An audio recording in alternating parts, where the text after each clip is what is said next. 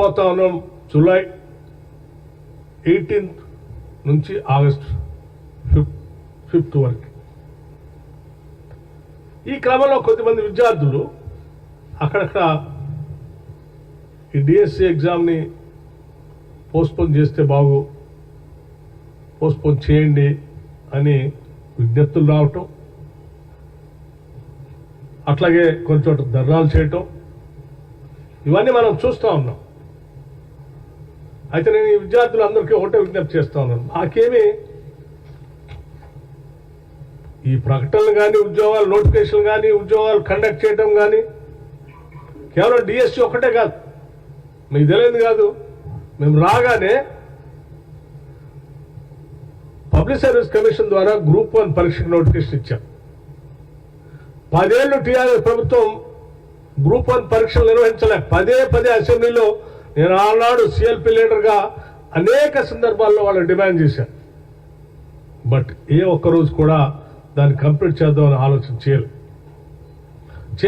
చేస్తే paper leak, cancellation. But మేము రాగానే పబ్లిక్ సర్వీస్ కమిషన్ ప్రక్షాళన చేశాం. మీకు తెలిసిందే 19 ఫిబ్రవరి 2024 గ్రూప్ 1కి నోటిఫికేషన్ ఇష్యూ చేశాం. దాదాపు 563 పోస్టులకి గ్రూప్ 1 నోటిఫికేషన్ ఇష్యూ చేశాం. 4,03,645 క్యాండిడేట్లు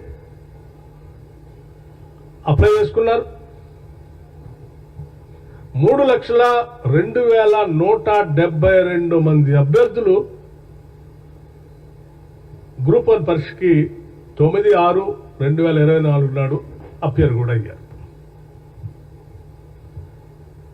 రిజల్ట్స్ కూడా ప్రకటించాం. 7/7/2024 31,382 మంది అభ్యర్థులు ప్రొవిజనల్ గా మెయిన్స్ గ్రూప్ 1 మెయిన్స్ కి ఎలిజిబిలిటీ అయ్యేటట్టుగా ఎగ్జామ్స్ కూడా కండక్ట్ చేసి ప్రకటన కూడా చేశాం. దీనికి సంబంధించి మెయిన్స్ అంటే దాదాపు 7 పేపర్లు ఉన్నాయి. దానికి సంబంధించిన డేట్స్ కూడా మేము అనౌన్స్ చేశాం.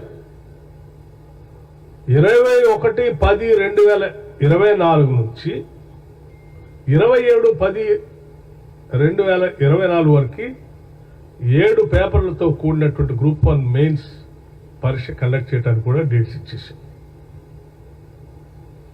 అట్లాగే మీ అందరికి తెలిసిందే గ్రూప్ 2. సరే గ్రూప్ 1 ఎట్లా వాళ్ళు చేయలేకపోయారు, గ్రూప్ 2 చేశారు. నోటిఫికేషన్ చేసేవాళ్ళు పరీక్షలు కండక్ట్ చేశారంటే లేదు, 3 సార్లు పోస్ట్పోన్ చేశారు.